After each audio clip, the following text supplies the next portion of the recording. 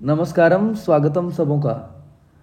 पत्र से कैसे क्वेश्चन पूछते हैं, इसे कैसे बनाएं, नहीं समझ में आ रहा है या समझ में थोड़ा बहुत ही आ रहा है तो इसे अप्रोच कैसे करें, इन सब चीज़ों को देखेंगे। डर लग रहा है, क्या तुक्का लगाने के लिए भी कुछ है क्या, कैसे ट्रिक्स काम करते हैं इसमें, बीच के शब्द स्प्लिट कैसे कर लें, क्या यूज़ करें, सभी चीज़ों को एक एक करके देखते हैं। चलिए शुरू कर रहे हैं। पत्र और पत्र दो तरीके के, औपचारिक पत्र और अनौपचारिक पत्र। औपचारिक पत्र को हम कहते हैं फॉर्मल लेटर। फॉर्मल लेटर ये अधिकारी पदाधिकारी, अधिकारियों को, अधिकारी पदाधिकारी मंत्री इन सब को लिखा जाता है। अधिकारी पदाधिकारी मंत्री इन सब को लिखा जाता है, इसे औपचारिक पत्र कहते हैं। अनौपचारिक पत्र संबंधी को लिखा जाता है, जैसे माता पिता, भाई बहन, सगे संबंधी जो भी हैं उनको जो लिखा जाता है उसे हम अनौपचारिक पत्र कहते हैं। अब इसमें हमें इसके सबसे पहले इसके फॉर्मेट को अगर हम समझ लें कि पत्र में तीन कड़ी है। दोनों पत्र, दोनों टाइप के पत्र की अगर हम बात करें कि इसके प्रारंभ में क्या लिखा जाता है, मध्य भाग पत्र का क्या होता है और इसका अंत कैसे किया जाता है।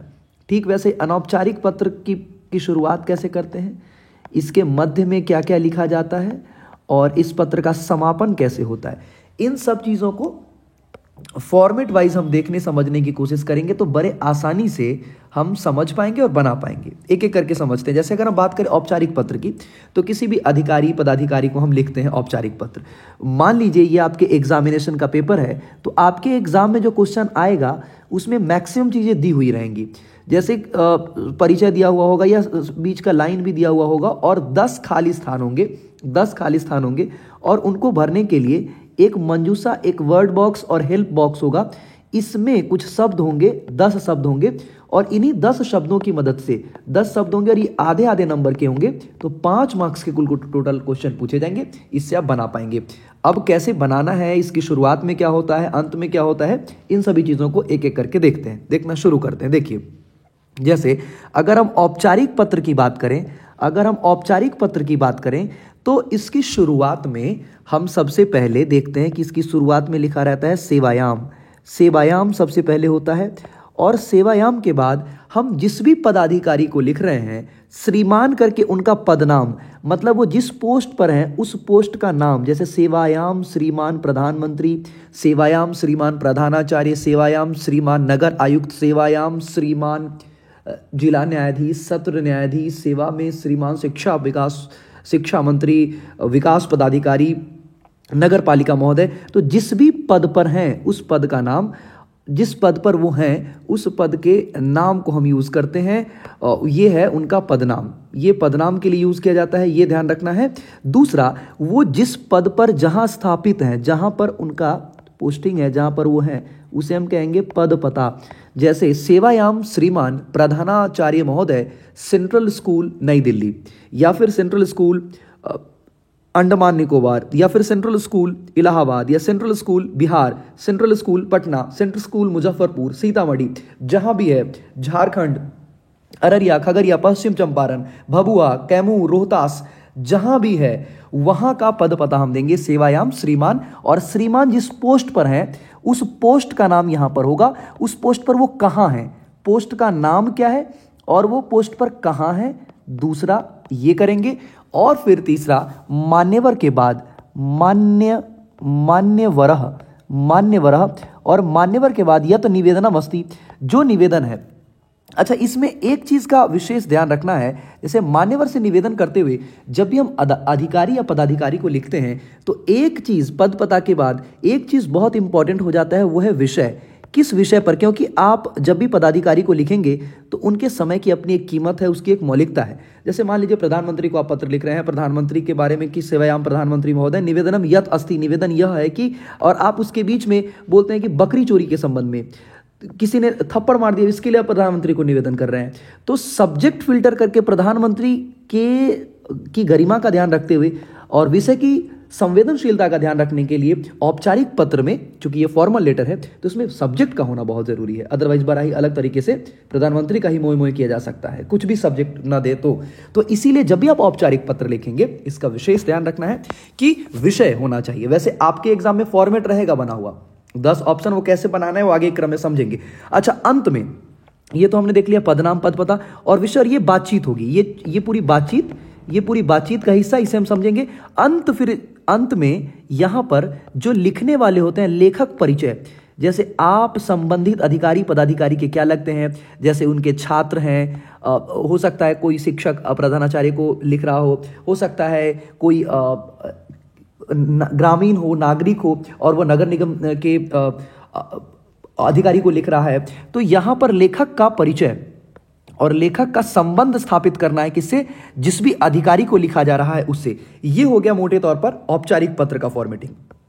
अब हम अगर अनौपचारिक पत्र की बात करें तो ठीक उसी प्रकार अनौपचारिक पत्र को जब हम लिखेंगे, जैसे माता के पास, पिता के पास, बहन के पास, भाई के पास, इसमें हम देखेंगे बड़ों को लिखते हुए क्या ध्यान रखना है, छोटे को लिखेंगे तो क्या ध्यान रखना है, इन शब्दों का भी हम ध्यान रखेंगे। जैसे अगर हम बात करें अनौपचारिक पत्र की, तो अनौपचारिक पत्र लिखते हुए हम किन किन चीजों का ध्यान रखें। तो अनौपचारिक पत्र लिखते हुए हम आदरणीय शब्द का इस्तेमाल, जो हमसे बड़े हैं और पुल्लिंग में है, आदरणीय हमसे बड़े हैं स्त्रीलिंग में है, प्रिय बराबरी वाले, और छोटे जो हैं उनके लिए हम प्रिय शब्द का इस्तेमाल करेंगे। और यहाँ पर हम पता लिखेंगे। पता किसका, तो लेखक का, लिखने वाले का पता, यहाँ पर लेखक का पता यहाँ पर लिखा जाएगा। और फिर प्रिय, मान्यवर जो भी है, प्रिय, मान्यवर, आदरणीय, आदरणीय, यह संबंधी व्यक्ति के अकॉर्डिंग चुना जाएगा कि संबंधी व्यक्ति से हमारा कैसा संबंध है, वो बड़े हैं, छोटे हैं। फिर उनको हम अभिवादन करेंगे, अगर बड़े हैं तो नमो नमः, चरण स्पर्श, और अगर बराबरी के हैं तो नमो नमस्कारम, नमस्ते, और अगर छोटे हैं तो शुभाशीष। यहाँ पर हम अभिवादन करेंगे और अभिवादन के बाद हम बोलेंगे अत्र कुशलमस्ति, यहाँ हम कुशल से हैं, तत्रास्तु वहाँ के बारे में हम कामना करेंगे। और फिर उसके बाद हमारी बातचीत होगी, और फिर उसके बाद यहाँ पर लेखक संबंध बताएगा जिस व्यक्ति को लिख रहा है, लेखक का संबंध, लेखक का रिलेशन जिस व्यक्ति को लिखा जा रहा है उससे क्या है, ये लिखते हुए फिर हम उस चीज़ को कंक्लूड करेंगे। तो ये मोटे तौर पर हमने देखा कि पत्र का फॉर्मेटिंग क्या है। अब पत्र की फॉर्मेटिंग में 2-3 कैटेगराइजेशन होगा। जैसे संबंधी पत्र में, संबंधी के पत्र में संबंध को पहले तो हम 3 कैटेगरी में बांट कर देखेंगे। संबंध में हमसे कुछ लोग बड़े हो सकते हैं, हमारी बराबरी के हो सकते हैं, और कुछ हमसे छोटे होंगे, तो बड़े के लिए अब इस सब में 2 ग्रुप के लोग होंगे, पुल्लिंग और स्त्रीलिंग। हमसे बड़े हैं तो हम बोलेंगे आदरणीय, और या पूजनीय, या हम बोलेंगे पूजनीय, आदरणीय या पूजनीय, ये जो है। और इसमें स्त्रीलिंग में हम बोलेंगे आदरणीय, इसके लिस्ट में मैं आपको प्रोवाइड करूंगा अभी, या पूजनीय। और अगर ये हमारे बराबरी के हैं तो हम इसके लिए प्रिय भी यूज करेंगे, छोटे के लिए भी हम प्रिय यूज कर सकते हैं, ये प्रारंभ में। फिर अंत में इनको प्रणाम करते हुए हम प्रणाम लिख सकते हैं, प्रणामः, चरण स्पर्शः, ये लिख सकते हैं। इसमें हम लिख सकते हैं नमस्ते लिख सकते हैं। इसमें हम शुभाशीष लिख सकते हैं, शुभाशीषः। तो ये ध्यान रखना है, ये 3 संबंध है हमारे, और इनके 2 ग्रुप हैं, पुल्लिंग और स्त्रीलिंग। इसको विशेष रूप से ध्यान रखना है अनौपचारिक पत्र में। और औपचारिक पत्र में अधिकारी है, अधिकारी की संबंधी चीजों को मैंने बता दिया। अब एक काम जिसको आपको करना है, करत अभ्यासते जड़मति होत सुजान, रसरी आबत जातते सिल पर परत निशान। मतलब आप अभ्यास करिए, practice makes a man perfect. कहने का कि आप इन प्रश्नों पर जैसे ऐसे बनाएंगे, बनाने के तरीके को देखेंगे। एलिमिनेशन बेस्ड मेथड, क्योंकि आपके पास ऑप्शन है, तुक्का मार मेथड, इस पे भी काम करने की कोशिश करेंगे। तुक्का कैसे लगाया जाए, कैलकुलेटिव रिस्क कैसे लिया जाए, इन सभी चीजों पर भी हम आएंगे, बात करेंगे। अभी हम लोग देखेंगे जैसे संबोधन में बड़े के लिए क्या, तो अभी मैंने बताया आदरणीय इस्तेमाल करेंगे। बड़े के लिए हम आदरणीय शब्द का इस्तेमाल करेंगे, मान्यवर, पूज्यवर, परम पूज्य, पूजनीय कौन, तो श्रेणिंग है अगर, श्रद्धेय, मान्य, ये सारे शब्द हैं। बराबरी वाले के लिए प्रिय मित्र, मित्रवर, बंधुवर, ये हम यूज करेंगे। छोटे के लिए, जो मेरे से छोटे हैं, प्रिय, आयुष्मान यूज कर सकते हैं। जो अपरिचित हैं, अपरिचित ये फॉर्मल लेटर के लिए खास करके महोदय, मान्यवर, माननीय यूज किया जा सकता है। अच्छा, अभिवादन बड़े को क्या करेंगे, चरण स्पर्श कहेंगे, नमामि कहेंगे, सादर चरण स्पर्श या प्रणाम कहेंगे, चरणयों प्रणयामि कह सकते हैं बराबरी वालों के लिए। तो एक बार इन सभी शब्दों को आप देख लेंगे और इनका इस्तेमाल देख लेंगे। फिर पत्र की समाप्ति करते हुए अगर वो मेरे बड़े हैं तो उनके लिए मैं भवदीय यूज करूंगा, भवताम यूज करूंगा, और मित्र के लिए भवताम मित्रम, शुभाकांक्षी। अपरिचित के लिए हम भवदीय यूज करेंगे। अब हम इस क्रम में आगे बढ़ते हुए अब देखते हैं, जैसे ये एक पत्र है, इसी ठीक एग्जैक्टली इसी तरीके का पत्र आपसे पूछा जाएगा। और भवती या भवतः आपसे या तो पूछा जा सकता है भवती या भवतः। जैसे भवतः अगर आप पुल्लिंग है, यू के लिए शब्द यूज किया जाता है। जैसे मान लीजिए पत्र में अगर हम बात करें पत्र के लिए, तो जैसे पत्र में आपको बताने के लिए कह सकते हैं, जैसे आप लेटर लिखते हैं तो आपको कह दिया जाता है कि आप या तो शूर्पणखा हैं या आप रावण हैं। आपको मान लेना है ऐसा। इस विचारधारा में, इस परेशानी में नहीं पड़ना है कि शूर्पणखा और रावण क्या, दोनों में से कोई है आप, और शूर्पणखा है या रावण है। तो भवतः, उसके लिए जो शब्द यूज किया जाएगा भवतः या भवती, मतलब आप ये हैं। भवतः मतलब आप, यू, आप क्या है, तो आपके लिए नाम दिया जाएगा। जैसे यहां पर कहा जा रहा है कि भवती मानसी, मतलब आपका नाम मानसी है। चाहे आप जो भी हो, चाहे आप अर्पित हो, अर्पिता हो, संगीत हो, संगीता हो, कृष्ण हो, कृष्णा हो, जो भी हो, आपका नाम मान लेना है कि आप मानसी हैं। छात्रावासे, अच्छा शब्द का जिसका अर्थ नहीं समझ में आ रहा है, मैं बताता तो चल रहा हूं ना। भवती मतलब नहीं पता चलेगा, भवती भवतः ही पूछेगा तो आप वहां पर देख लेंगे। स्वमात्रा मतलब अपनी माता के प्रति, मतलब जिसको लिखा जा रहा है लेटर, अपने माता के प्रति। निमंत्रणम पत्रम मंजूषात सहायता, और मंजूषा की सहायता से, मंजूषा कहने का मतलब ये जो मंजूषा है, ये जो बॉक्स है, ये आपके एग्जाम में ऑप्शन दिया रहेगा, ठीक है। तो इसी से तुक्का मार मेथड TMM और एलिमिनेशन बेस्ड मेथड EBM, इन सब की बात हम करेंगे, कैसे तुक्का लगाएं और कैसे एलिमिनेट करें। इन सभी चीजों को हम देखने समझने की कोशिश करेंगे। आप मानसी हैं, छात्रावास में रहते हैं, और इसको एक चीज बहुत अच्छे से ध्यान रखना है कि कई बार आपको दे देगा कि उत्तर पुस्तिका पूरित्वा पुनः लिखिता, मतलब पत्र को फिर से लिखिए। तो आप क्या करेंगे, आंसर सीट में अपने पूरा पत्र लिखेंगे, और लिखने के बाद जहां भी फिल इन द ब्लैंक्स है वहां अंडरलाइन करके आंसर लिख देंगे, अंडरलाइन 1 और उसका आंसर। और लास्ट में भी एक बार, लास्ट में 1 2 3 करके भी आप आंसर लिख सकते हैं, ताकि चेक करने वाले को सुविधा हो और वो आपको भरपूर नंबर दे, कोई दिक्कत नहीं हो, नंबर काटे नहीं, जबरदस्त नंबर मिले आपको। अच्छा, यहां मैंने बताया कि लेखक जहां से लिखता है, तो ये दिल्ली से लिखा जा रहा है ये लेटर, और दिनांक लिख देना है, दिनांक डेट लिख देना है। जैसे मैं बात कर लूं 11 जनवरी, तो इसके लिए हम यूज कर लेंगे 11/1/2024, ये डेट हम आज का लिख सकते हैं। और फिर पूज्य, तो पूज्य आप किसको लिख रहे हैं, माता को लिख रहे हैं, क्योंकि स्वमातरम प्रति अपने माता को लिख रहे हैं। कुछ इंफॉर्मेशन तो आपको यही मिल गया, और आपका नाम मानसी है, ठीक है, आपका नाम भवत्याह पुत्री। तो सबसे पहले मैं क्या बनाऊंगा, अच्छा एक चीज और, जैसे इन सब क्वेश्चन को बनाते हुए एकदम सीक्वेंस का नहीं ध्यान रखना है कि एकदम पहला फिर दूसरा फिर तीसरा, आगे बाराती पीछे बैंड बाजा, एकदम उस क्रम में बनाने की जरूरत नहीं कि एकदम 1 2 3 करके बनाएंगे। आपको जो पहले आ रहा है सबसे पहले वही बनाइए। जैसे आपका नाम मानसी है और अपना नाम सबसे अंत में लेटर में लिखा जाता है, तो मैं सबसे पहले क्या करूंगा, मानसी लिखूंगा। बनाते हुए क्या क्या ध्यान रखना है, तो बनाते हुए यह ध्यान रखना है कि जो भी शब्द आप बना लेंगे वो यहां फील तो करेंगे ही मानसी। जैसे मान लीजिए 10वां नंबर में यहां पर मैं लिख देता हूं, यहां पर हो जाएगा मानसी 10वां नंबर में हो गया, और इसे मैं क्रॉस कर देता हूं और यहां पर मैं 10 नंबर लगा देता हूं, ये 10वां हो गया। अब पूज्य मैं किसे लिख रहा हूं, तो अपनी माता को लिख रहा हूं, तो यहां पर क्या हो जाएगा, पूज्य माता। तो इसे भी मैं क्रॉस कर देता हूं ताकि एलिमिनेट करते हुए अगली बार मुझे इसका ध्यान रहेगा। पूज्य माता, यहां के लिए क्या हो जाएगा, माता, और इसको हम अंडरलाइन कर देंगे, इसको हम अंडरलाइन कर देंगे। फिर से लिखते हुए हम इसका ध्यान रखने, हम किसे लिख रहे हैं, माता को लिख रहे हैं। अच्छा, भवत्याः गत सप्ताहे पत्र प्राप्तम, पिछले सप्ताह मां का पत्र प्राप्त हुआ। अहम भवत्याः स्वास्थ्य विषय, मैं आपके स्वास्थ्य के विषय में, अब आपके स्वास्थ्य के विषय में क्या वार्षिकोत्सव हो सकता हूं क्या, मैं आपके स्वास्थ्य के विषय में चिंतिता अस्मि, आपके स्वास्थ्य के विषय में क्या है, चिंतित है, कि आपके स्वास्थ्य के विषय में प्रणाम है, ये ठीक लग रहा है। तो देखो आप ना एक चीज और करके देखिए, शब्द को उठा के, जैसे इस शब्द को उठा के यहां ले आइए और इसको यूज करके देखिए क्या ये ठीक लग रहा है, क्या फिट बैठ रहा है, नहीं। अच्छा, अहम भवत्याः स्वास्थ्य विषय, मैं आपके स्वास्थ्य के विषय में, निरंतरता में प्रैक्टिस करेंगे तो ये चीजें कंफर्टेबली आपसे हो जाएंगी, आसानी से आप कर पाएंगे। मैं आपके स्वास्थ्य के विषय में क्या हूं, चिंतित हूं, तो इसका हो जाएगा दूसरा का हो जाएगा चिंतितः, मैं आपके स्वास्थ्य के विषय में क्या हूं, चिंतित हूं। अच्छा, मम पठनम नियमितम अस्ति, मेरा पठन नियमित है। आगामी नवंबर मासे, आगामी नवंबर मास में मम विद्यालय से, मेरे विद्यालय का खाली स्थानम अस्ति। अब मेरे विद्यालय का क्या है, मेरे विद्यालय का आगच्छतु तो अस्ति तो नहीं होगा, उत्साहवर्धनम अस्ति नहीं हो सकता है। मेरे विद्यालय में क्या हो सकता है, अगले महीने वार्षिकोत्सव हो सकता है। वार्षिकोत्सव देखिए हम अलग अलग शब्द भी लगा के देखें, फिर देखिए कौन सा शब्द उसका अर्थ बना पा रहा है। तो इसमें हम देख रहे हैं कि वार्षिकोत्सव, वार्षिकोत्सव जो है ये इसका अर्थ बना पा रहा है। तो वार्षिकोत्सव अस्ति, विद्यालय से वार्षिकोत्सव अस्ति। अच्छा, अयम उत्सव प्रधानाचार्य मम, मेरे प्रधानाचार्य मेरे विशिष्ट छात्र से पुरस्कारम, विशिष्ट छात्र का पुरस्कार।